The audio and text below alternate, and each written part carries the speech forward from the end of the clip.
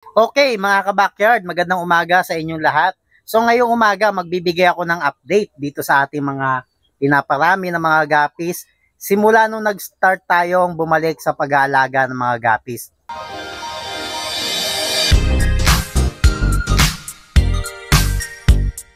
Okay, so simulan natin dito sa aking grow out. Ayan. Hindi pa nadadagdagan. Ayan, dito kasi lalagyan ko pa yun sa kabila ng panibagong 10 mga tub.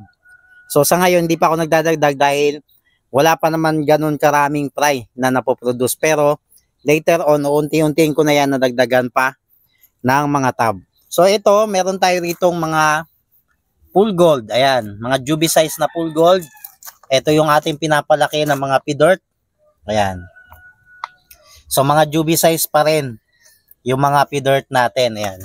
So ito naman, ito yung mga fry ng mga pidort. Ayan, hindi ko alam kung makikita nyo sa camera kasi medyo dark yung color nila. Ayan, pero ang dami oh. Kita nyo doon pagka lumalungoy sila doon sa may mga aquatic plants. Nakikita. Ito kasi yung aquatic plants na yan, ang tawag dyan ay ambulia. Ayun, ayan oh, kita nyo, lumalapit sa akin yung mga prayo. Ayan, sign niya na gutom na sila. Ayan oh, sobrang dami. Sobrang dami mga fry nitong mga pidort. Dito naman, ito yung full gold na mga juvie.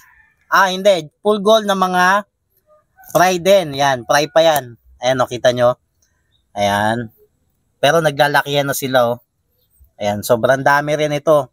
Tapos itong halaman na yan, ito yung mga dwarf sagittaria. Tapos naglalagay din ako ng mga grow out na mga hipon. Yellow shrimp ang nakalagay dito na gino-grow out ko rin ng mga hipon. So, ang ginagawa ko, 2 in 1. Ibig sabihin, 1 tub, dalawa yung gino-grow out ko. Mga gapis, tsaka mga dwarf shrimp. Pwede naman yung kasi, gaya niya, maliliit pa yan, mga fry. Pwede mong lagyan niya ng mga palakihin ng mga dwarf shrimp. Kasi hindi nila makakain yun kasi maliliit pa. Wag lang natin ilalagay sa mga malalaki na mga gapis. Gaya nito, itong mga juvie size na yan. Ayan, hindi na pwedeng lagyan niya ng mga palakihin ng mga dwarf shrimp kasi kaya na nilang kainin. So, ayan. So, ito yung aking mga platinum koi. Yung mga female nito, nakuha ko na. Male na lang ang natira kasi kailangan ko pa ng mga breeder. Kumonti na kasi mga breeder ko kaya kumuha ulit ako ng mga babae na mga breeder para gawing jumbo size. Ayan, ganun ginagawa ko muna silang mga jumbo size bago ko isa lang para sigurado na mas marami yung mapuproduce silang mga fry. Ayan. Tapos ito naman yung mga anak to ng mga koi pidort.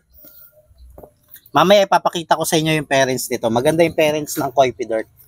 So ito mga full gold pa rin ng mga fry. Ayan, sobrang dami ng full gold. Ito yung full gold na juvie size. Ayan, full gold na juvie size.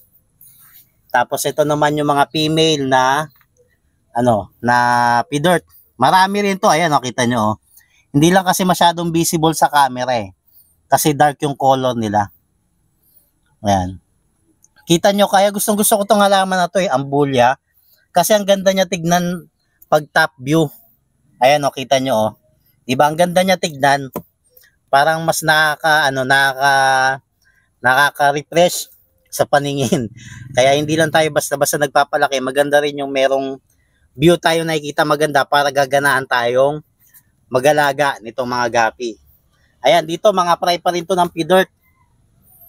Ayan, dark color din pero tignan nyo Diba? Ayan ayan, nakikita nyo. Ayan, dami, diba? Ayun, hanggang doon, ang dami niyan. Ayan.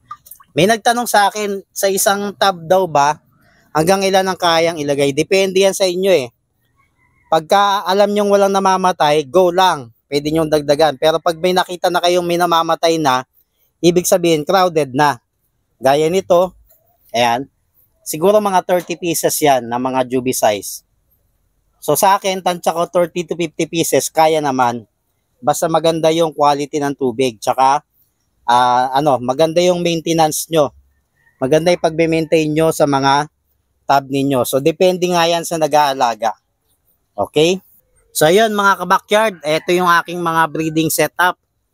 Ayan, oh, hanggang doon sa dulo. Ayan. So, fast break na tayo. Bibilisan lang natin. So, gaya nito, ito yung gusto ko sa inyo ipakita yung mga breeder ko na mga Pidort Koi. Ayan.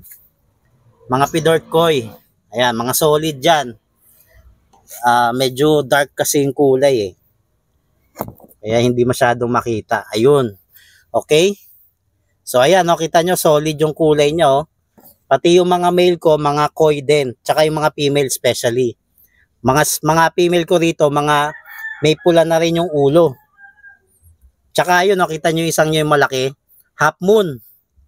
Half moon yan, yung malaking female na yan. Ayan, kita nyo yung liliksi nila. Tapos yung galwing.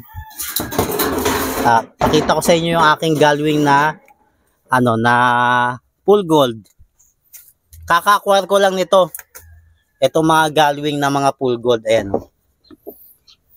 Pero yung iba rito, hindi galwing, non-galwing. Non-ribbon type. Pero genes nila yon.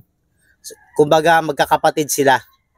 Ayan. May mga male na galwing, may female din na galwing na ribbon. Pero ayan, naganak na sila. Oh. Kakaunti pa lang eh. Kaya hindi pa ako nag-harvest. Yung mga Pidort ko na na binibreed, ito.